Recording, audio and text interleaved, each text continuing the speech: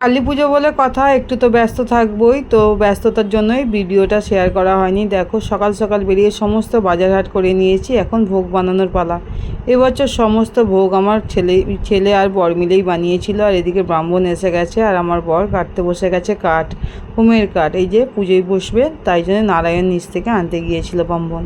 তো পুজোয় বসে গেছে, এখন মালা পরাচ্ছে, আর এইদিকে আরতিও শুরু হয়ে গেছে।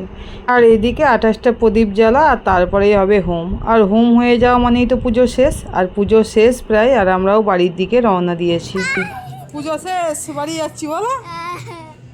আর আমাদের মুখে দুটো আগে আগে যাচ্ছে।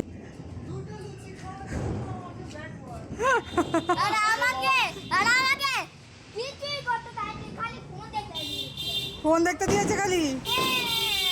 প্রায় রাত্রি হয়ে গেছে, এবার রাতের খাবার পালা। রাত্রিরে আমি করেছিলাম একটু বোঁদে, একটু আলুর দম আর লুচি। লুচিগুলো সেরকম ভালো হয়নি, তাড়াহুড়ো করে করেছিলাম। তো সবাই মিলে আমরা রাত্রিরে উঠে পড়েছিলাম একটু বাজি পোড়াতে। দেখতেই পাচ্ছ চারিদিকটা কেমন আলোয় আলোয় ভরে আছে, চারিদিকটা কি সুন্দর যে সাজানো।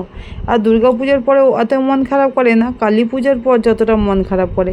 এত আলো চারিদিকে, আর সেই আলোগুলো যখন খুলে নেয় না, চারিদিকটা অন্ধকার হয়ে যায়। আর অন্ধকারের সঙ্গে সঙ্গে মন খারাপও হয়ে যায়, কিন্তু কিছু তো করার নেই, নর্মাল লাইফে ফিরতেই হবে।